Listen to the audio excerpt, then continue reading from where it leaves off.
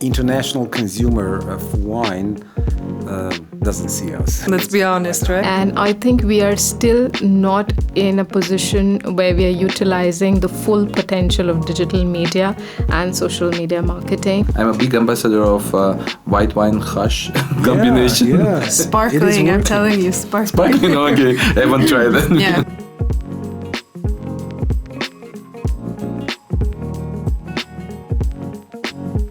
Welcome to the 5th episode of Haylight. Today I am your host, Mariam Saghatelyan, co-founder of In Vino Wine Bar and Tapastan Restaurants, also a member of the Trinity Canyon Vineyards winery family.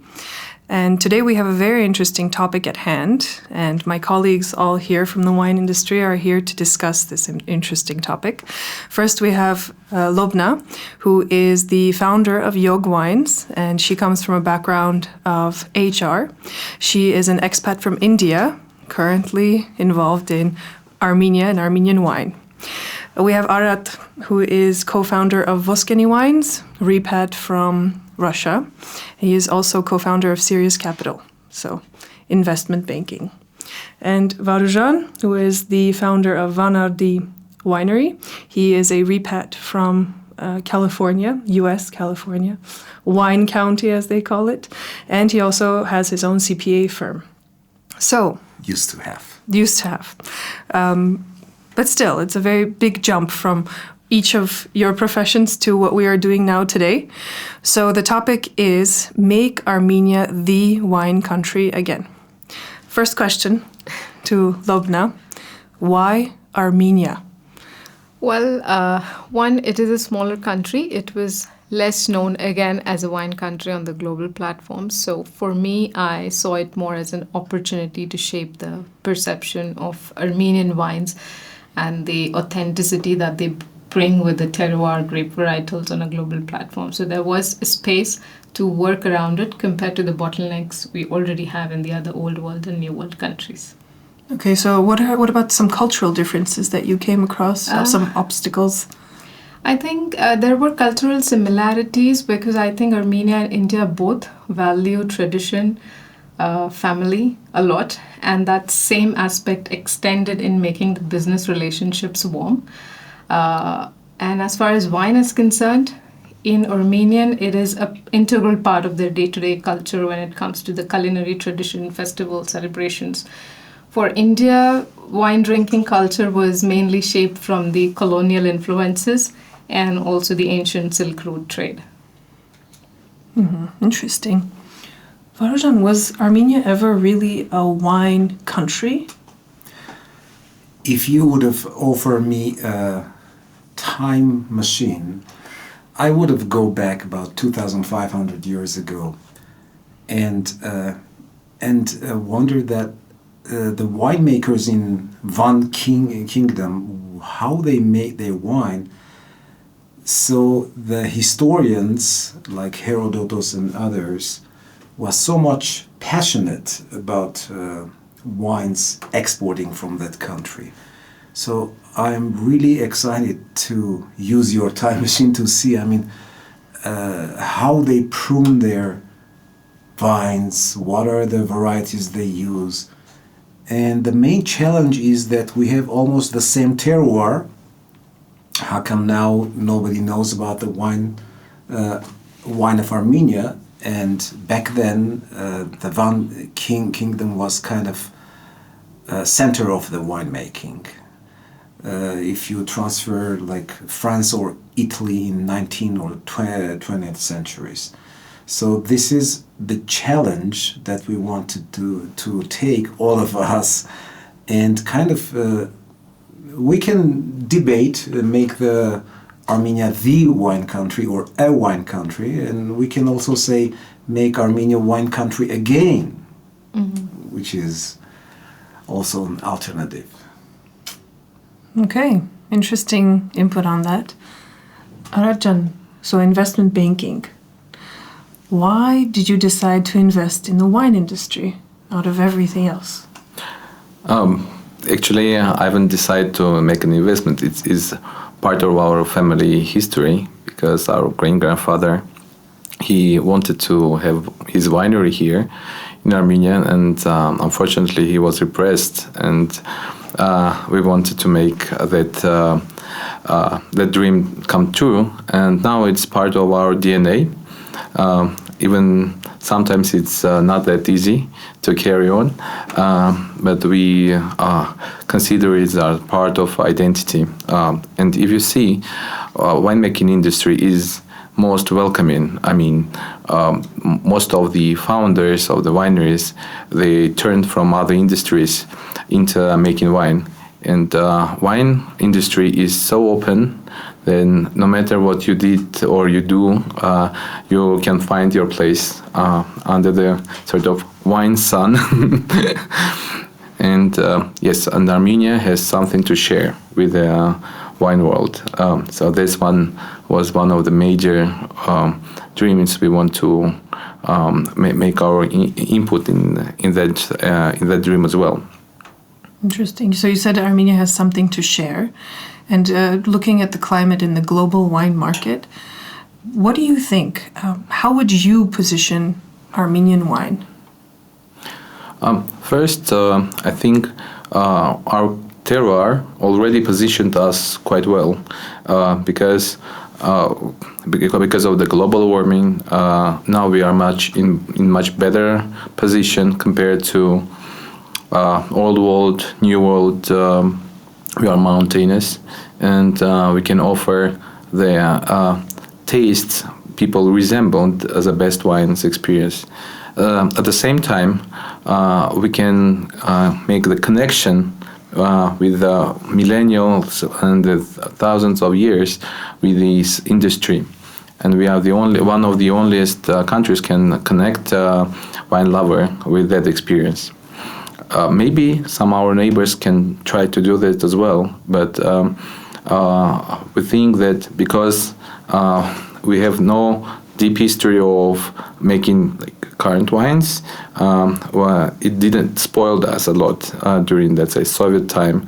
So all the wineries were founded by people who understand what they want and how to achieve it. And someday I compare that in Armenia, almost from 10 best consultants in winemaking, almost 7 of them had projects here. It means that we got really good insights of the expertise and dreamers, like people here, and that combination, I think, resulted in quite decent quality in wines. Yeah, I remember when we first opened In Vino back in 2012, we only had 10 drinkable Armenian wines. So I think remember those days. Yeah, so I think right now everyone here around this table is plays a very important role in also promoting Armenian wines.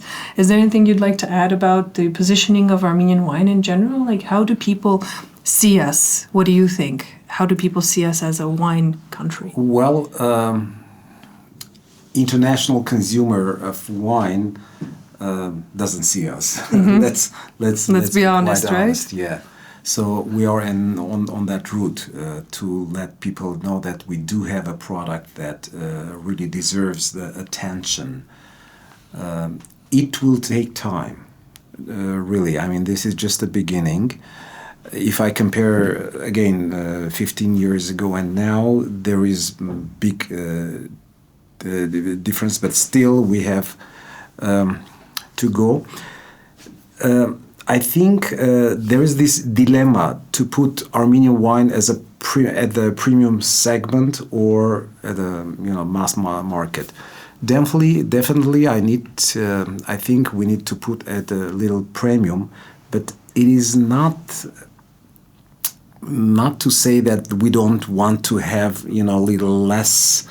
More economic line wines. Why not? I mean, if people see the market for that, let them do it. As long as they are drinkable wines. I like that. Why drinkable. not? Yes. I think just to add to that, I think we have potential for both, and we should be tapping into both markets.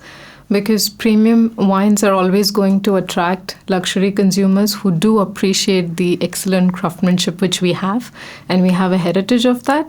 And also they are wanting to appreciate authenticity. We have a largely untapped pool of indigenous grape varieties, and we definitely need some R&D efforts around that.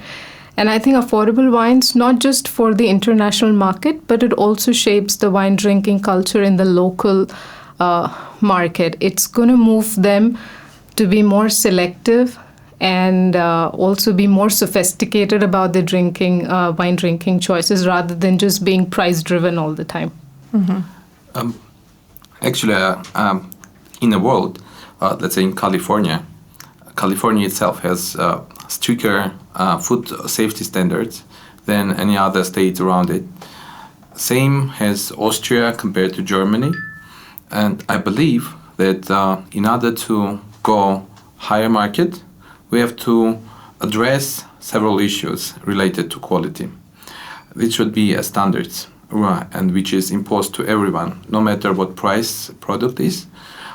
If we show and prove that we do a higher standard product than all our neighbors or competitors, all our friends in Europe or somewhere else, we can prove that we're worth to be paid and to try. And that is important part of our work. And I think this should be done by collaboration with government. Let's say our industry currently is driven mainly by self-regulation because we already celebrated last year our 10th anniversary. Guess how many times we had an inspection from government? 0. And at the same time, we export to 7-8 countries. What if we are poisoning people? I really hope you're not. No, definitely. Our standards are internal standards are much higher than any government standards. However, I believe that if only we would put these standards to everyone, it's not difficult to follow actually. But if the standards would be imposed and it will be followed, then we will have a trust. It's like in a university. If you exclude from education people who doesn't study or do not study, so your diploma become invaluable. Then because you give this diploma only for people who studied hard or proved that they're worth this diploma. Same as if you want to produce a wine, you should follow several standards of production. Interesting. What do you think? Should the government help? Yeah, definitely. We should have at the first place the appellation. I mean, this is number one for me, beside the other food and safety regulation. But let me challenge you. Let's say the markets are flooded with €3 French wines. Does this mean that they don't have regulations in place? Yes, of course they do. Very high, rated appellation. But poisoning people and having a drinkable wine, it's kind of different, I believe, because there are a lot of these wines. The Italian, French wines, €3, €3.50, whatever. Yeah, mass market, larger scale. Yeah. I would let's say most of our customers are asking, "Do you have a sulfites in your wine?" And this is the most common question because new Generation Z or X, or I don't know what's the newest generation name is, they do care about health more than maybe our generation. We are heavy wine drinkers, so and for them, if we've only put, let's say, how many grams of sulfites we use. Let's say in our case, sometimes we go with a lower bound or less, but we don't know how to address this because there is no sign and there is no just a scale to show that, guys, this wine is less harmful than the others. So if we speak about French wines for €3, definitely we should keep parameters to define that, we are somehow better than that wine. And also, in France, in Italy, in Spain, the wine industry is heavily subsidized industry. In our case, I wish our country would be rich enough to subsidize us that much, but we shouldn't rely on that. We should somehow define us from others. So new generation make a choice by drinking a healthier product. But really, like health consciousness, should wine even be in this conversation, or is it just like a losing battle? I think I have seen the trend of organic wines and people asking, do you make natural wines or do you make organic wines? I think the focus primarily needs to be on the agricultural practices so that we make them more sustainable and eco-friendly. And as an agricultural community, we become more biodynamic, which is good for the planet. But as far as only a bottle of wine is concerned, my answer is most of the time this approach of consumer is influenced by social media trends, and very rarely it is backed up with the scientific evidence. Also, as much as consumer choices are shifting with Gen Z, or X again, I think the actual market impact is complex, because this industry back in 2022, if I read the statistics for organic wine, was valued at US $9.6 billion, and to be growing at but then it was expected to grow at a slower pace compared to the conventional wine space. And France, again, being one of the major producers of organic wines, struggled to outpace the conventional wine market in this space, and some of the regions became stagnant. Mm-hmm. So I think that's still another topic for them to discuss.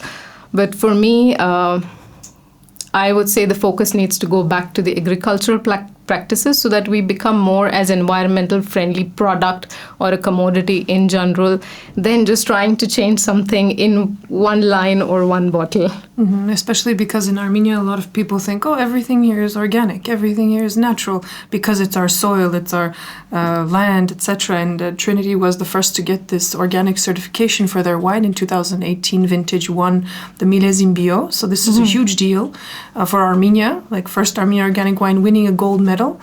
And then, you see everybody else starting to do this, like the larger companies are doing it for their export. And, we keep our organic, but the certification is a costly process. So as Ararat was saying, we should have some parameters and even local as to what it is, because a lot of the farmers, unknowingly, they spray too much pesticide or too much herbicides, etc. So in terms of health consciousness, and when the World Health Organization deemed alcohol on that list, like A, B, C, D, E, F, G, I don't know what classification it was, but they said no amount of alcohol is good for your physical health. My argument has always been and will always be, what about our mental health? You have a really tough day at work, you go home or to a wine bar, restaurant, you have a glass of wine, relax, enjoy. So, I think we should have a lot of help from the government, but help. And appellation system is definitely something that we should look into. But we also have another resource. What do you think about the diaspora? Before talking about the diaspora, let me come back to the organic thing. I always said that in Armenia, it is easier to make an organic wine rather than have those chemicals or whatever. Look, wine, if we exclude, as my good friend was saying, if we exclude the alcohol, it has 15, 20 ingredients that is very good for your health. So how come you can, consider that one factor and, ignore the other 15? That is, antioxidants, all those things, that there are a lot of good things for your health.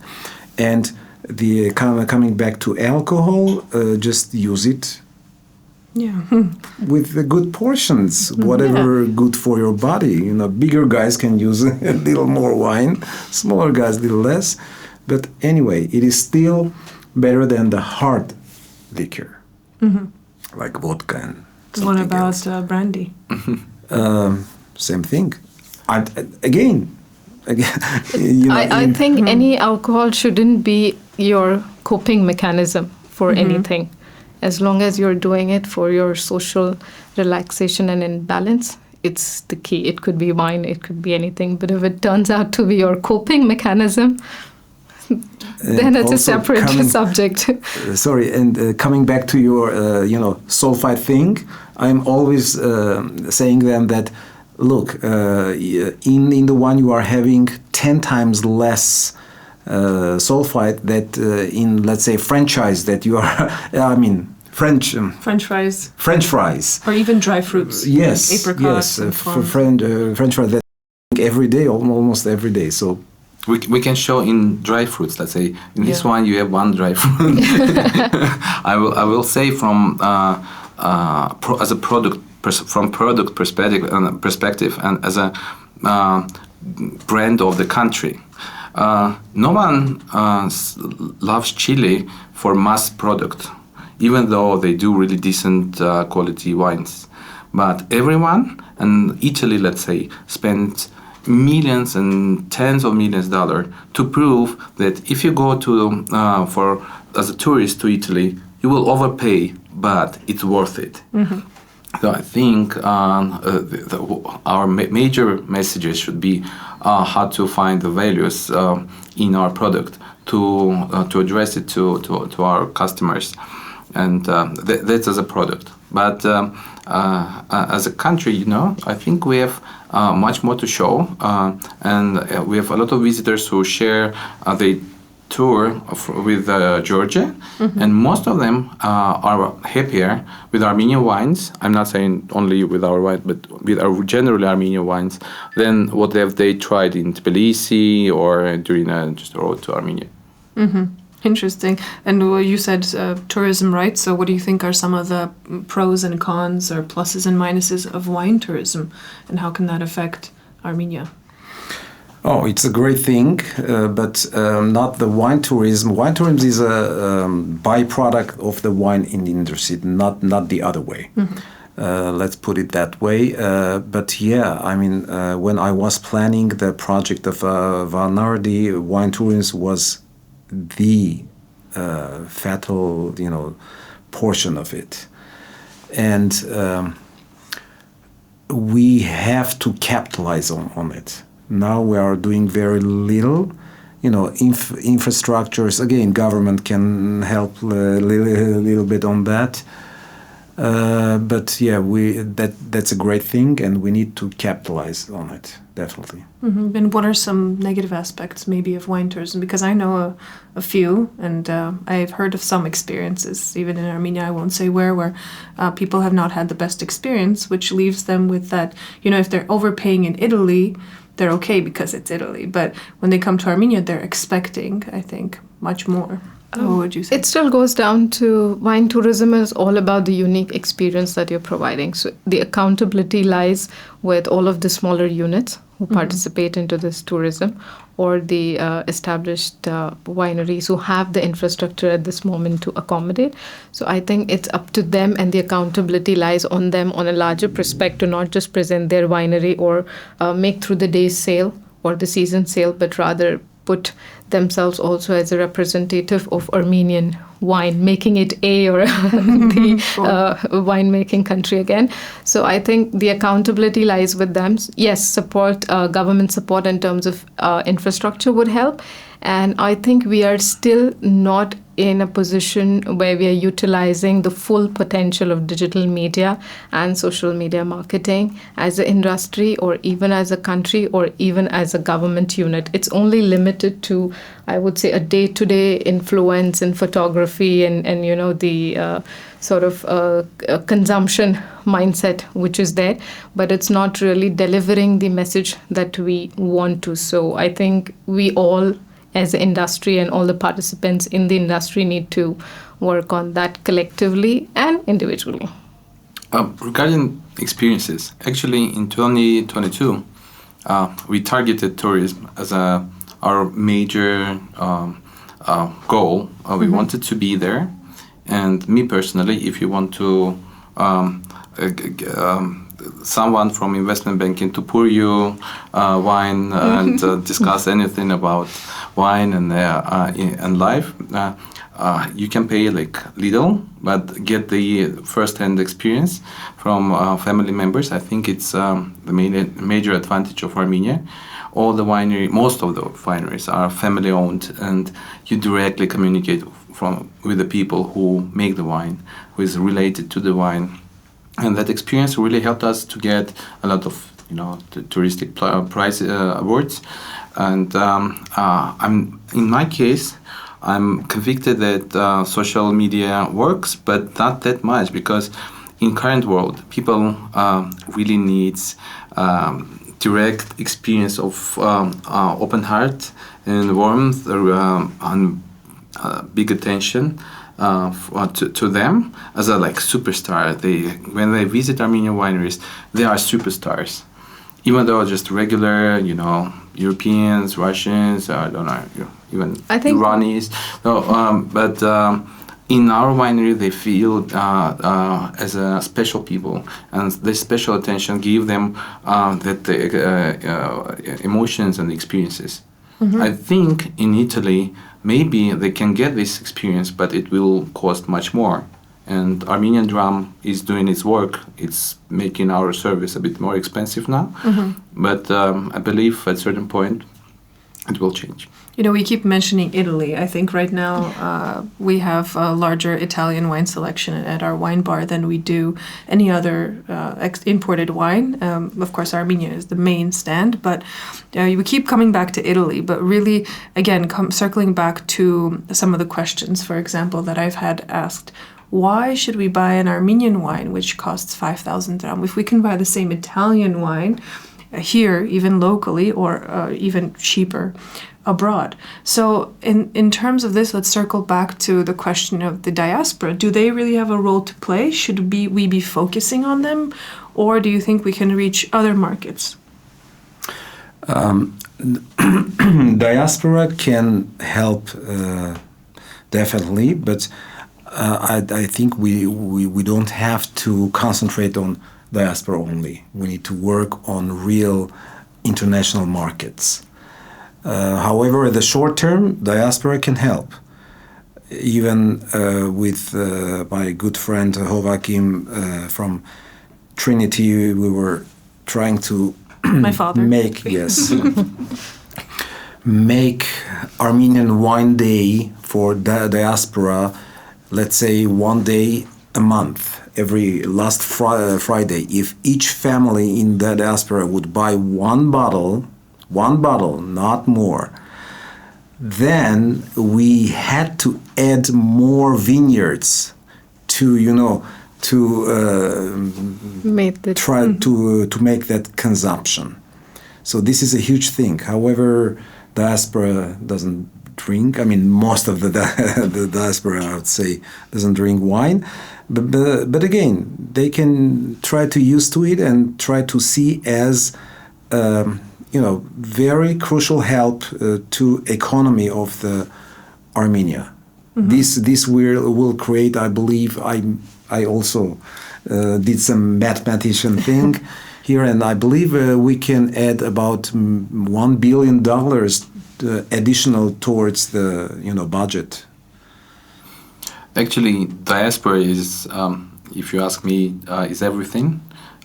Even though we somehow undermine in Armenia a diaspora role on different levels. And if you see every market, Armenian wines are represented. Mainly entry point was Armenian diaspora, and that's wonderful. I'm really grateful for everyone who have done the choice by living in very far countries, by overpaying all these logistic costs, stamps, duties, and they did it with love. I think first pioneer for opening big doors was one of Azora. And actually that helped a lot. And now when you entered, sometimes we are first, sometimes others are. But anyway, I think diaspora role is very important for opening the doors for that markets. Even I think Armenian wines are represented in most of the monopolies in Northern Europe or Canada. that's also wonderful because we have also diaspora there, even parliament members. However, in our case, Armenian wine should also work with the journalists, with influencers in that markets to show that, guys, this wine is not because you might drink this not because you have an Armenian friend, but also this wine worth as a wine industry, a wine region to try. We go back to reaching out to them digitally and using the social media to at least give them the preliminary information, or let's say the pre-digital experience, that if they do come to Armenia and do a whole tourism, it is going to be worth it. So again, that's where the entire media effort, whether it is funded or supported by government initiatives or by us or locally people into that industry, it really matters. I believe the SMM and the digital marketing is very important. However, I think also we should do the we need to support that marketing by offline events Absolutely, yes. in place. So that will help a big time also. The physical and digital. Yes, both. They need to have a touch of And it. how do you Totally say agreed. wine, physical and digital? Digital? Wine digital? That sounds fun. And also, we really appreciate Repat for hosting us. I think it's very important to give a voice for winemakers. And a special thank you for the team of the Haylight. And definitely in our major regions, wine consumption is declining. But what is interesting, I find out that there is a markets which wine consumption is growing, like double digit.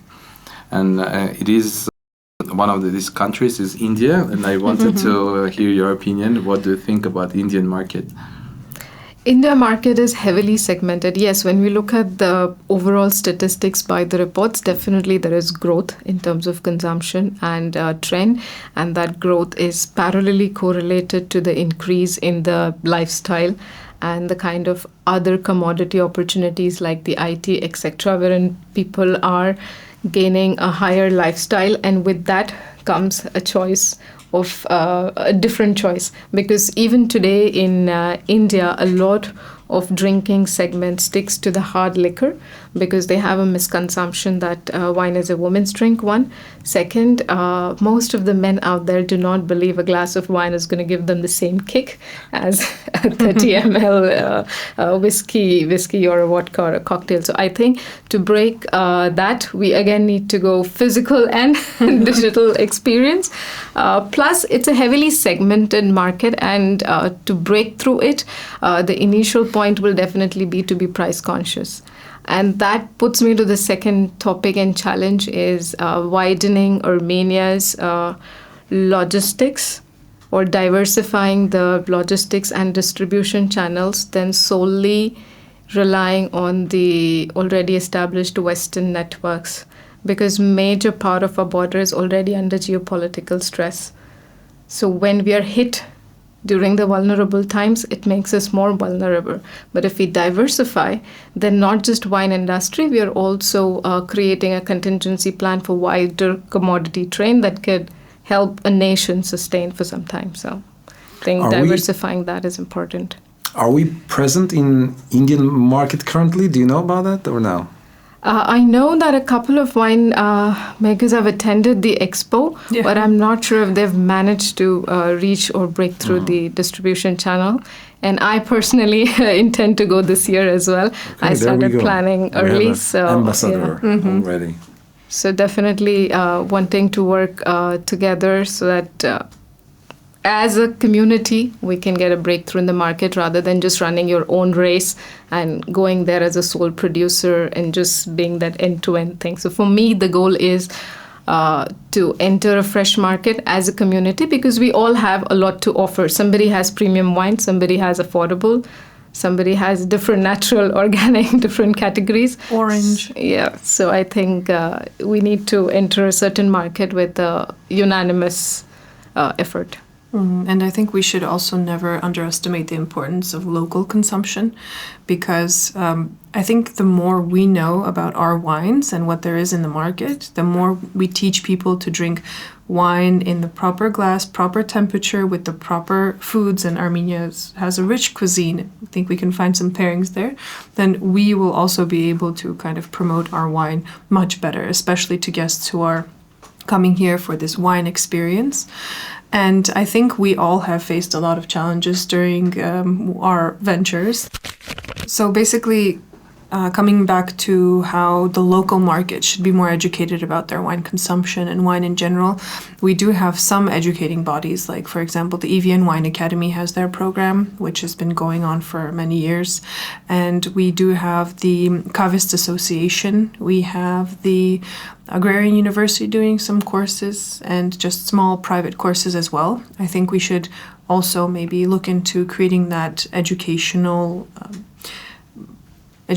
sphere, let's say, for the wine industry, especially not only for making wine, but also consuming wine. So professionals like sommeliers, or people who actually, are the last person with the consumer, in contact with the consumer.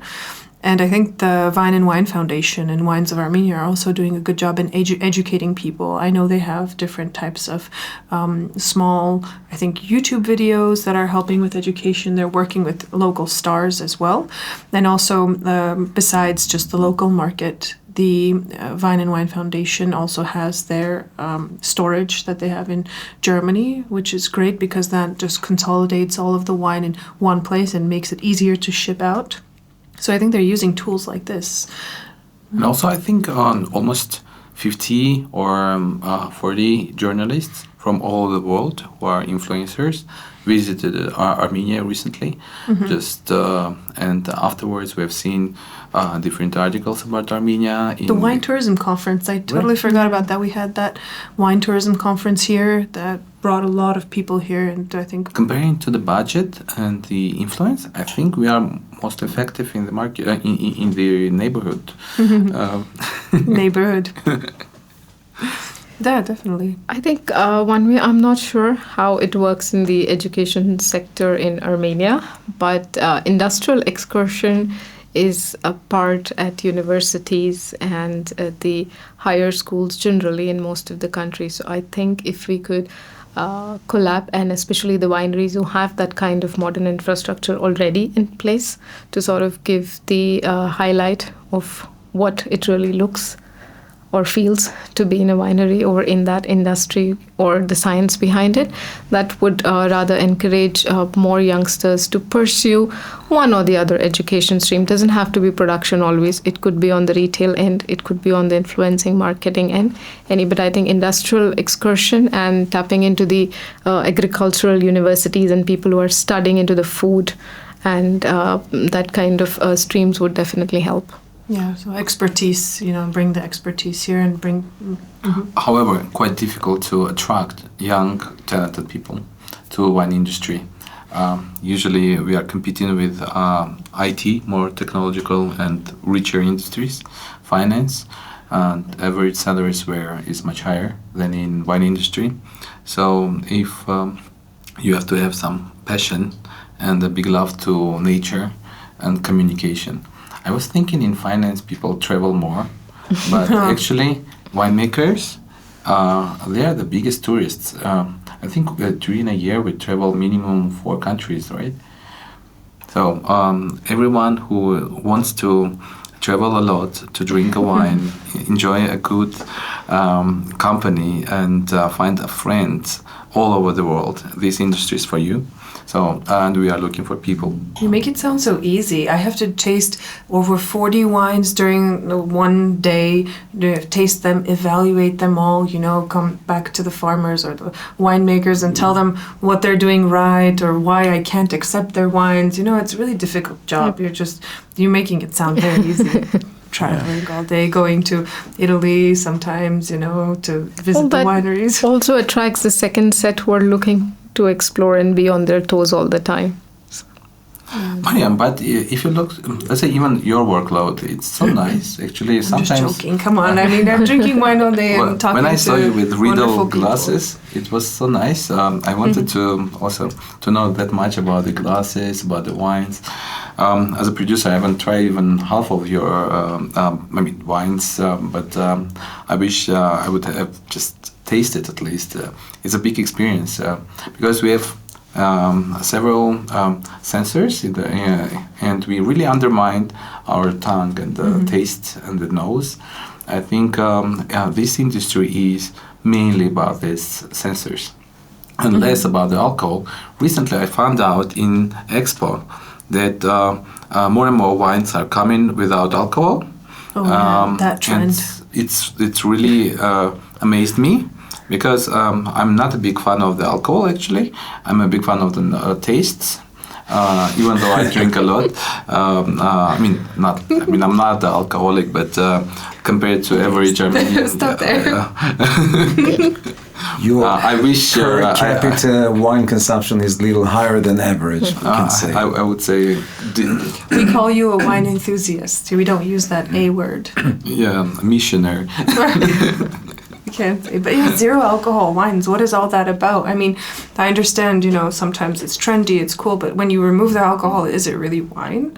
And do you think we're capable of just keeping up with all those trends? I know we have Betat style wines, I know we have the orange wines, someone's probably going to start making some blue wine somewhere at some point, but there are so many trends in the world. Yeah, and the zero alcohol wine, actually I was thinking to make it, but it's a very expensive process. Yeah, there are different technologies to how to make it, and I was surprised to see in one of the big expos that Spanish wine producer offered me a very beautiful bottle of champagne, sparkling wine, for almost 1.80 euro of zero alcohol wine. And usually we buy a bottle only at that price. It was filled with some leaves. Well, and they probably make billions of bottles, so... Please don't go to that business, zero alcohol. Yeah, just drink grape juice, right? Yeah. Well, you're health conscious, drink water, stay put. But drink herbal tea. More people wanted to visit wine bars. And they're asking for zero alcohol beverages. I know. I keep them in like a very Do you far kill corner. them, or what I keep them in outside in a very far corner. You of do the have wine. them? I do, and they're sparkling mostly because Yes. when the importers had caught on to this trade and they started importing zero alcohol, just like red, white wines, everyone was like, "Oh, what is this?" And they had trouble selling, and now people want it, and they have this experience of not being able to sell it. So it's a little bit, and we still have a lot to discover. Actually, if we can work on local consumption, that will fix a lot of things. Because we have a lot of work to do there. Mm-hmm. We are at what 4.8 liter per capita, which is very, very small amount for a wine country. In Europe, they have 10 liters, by the way. No, more. More. 40, 50. 40, yeah. 40, 50 I've seen the average, so like 10. 10 times more consumption in Europe than in Armenia. So we need to work here. Do a lot of ads or advertisements. I'm even saying, Derha, you just please, when you do when you go to the event, just don't take that vodka glass, take a wine. People will follow you. Actually, I really liked the idea of during a winter having a hash with white wine. Did you try the white wine? I'm a big ambassador of white wine hash combination. Yeah. Sparkling, I'm telling you, sparkling. Okay, I haven't tried that. Yeah, but it really helps with the acidity, like with the fatness of the hash. It has a lot of acidity, and I think you it like really drink does. or you pour it? Drink. Of course you drink. So there's this question. Vodka culture came to our lives in 40s, right? 40s, 50s. So before that, people were eating hash. So what they were drinking then? white wine, cold white wine. Or maybe some orange wine, amber wine, because Yeah, that's how our possibly. ancestors used to make the wine. And So try it. I think everybody should try it. If you see community of hash eaters, Uh-huh. it's already double in, I think, winemaking industry. Yeah, but food pairing is important as well. But is there anything you'd like to add in terms of what advice you could give some people? I think technicality choice, which he mentioned, and passion and story, which he mentioned, yes, that is one thing. But never stop learning, and long-term vision is something that I feel is lacking most of the time in general in Armenian work ethic when we compare it to the global business agility and the expectations. So I think be ready to foresee what may or may not be 5 years down the line, whether it's locally, internationally, and be aware of all of the economic, politic shifts that are happening, whether they're correlated to your industry or not. But doing business and excelling in business is one thing, and your passion and story, yes, it is there. It's interconnected, but they both are two different lines which you need to balance out parallelly. So I think long-term vision is really important. When you just get up in the morning and say, this year I want to launch my wine. Good, okay. Go ahead. We need you. We want you. But then again, put a lot of thought right from your technical choices to all the way where you want to place and where you want to be. Yeah, definitely. And as my professor at the EVN Wine Academy once said, which really did bring me down from that, passion, wine, etc. It was, you need to have a larger fortune elsewhere to make a smaller fortune in wine, because he was about wine business. But let's not forget, when the Romans also conquered land, what would they do? They would plant vineyards near their borders. Why? Because people who plant vines and can wait a whole year for that vine to give us some fruit in order to then convert it into this wonderful beverage we have here, it really does take a lot of time and effort and care. And it really speaks about our culture throughout history, how we really perceived the grapevine and how wine has remained constant throughout all the religious beliefs that we had throughout everything. And it's still here on our table. I think it's kind of in our blood in general. So we should really think about that. And let's not forget that also one bottle of wine really does help that villager who's working all year round on that vine to give him the fruit in order to have it. So I would say there's a huge chance that we can make Armenia the wine country again. So I think we should drink to that.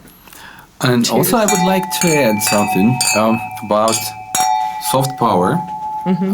Recently we have seen the suspension of USAID organization operations, which is sort of soft power of United States. There was a Russian dom or a Ruski dom from Russia, and why don't we use as Armenian wine as a soft power for Armenia, so we can make people happier and nicer. So let's really add our soft power through love what we do with what we do. The gentle guidance of Very wine. good.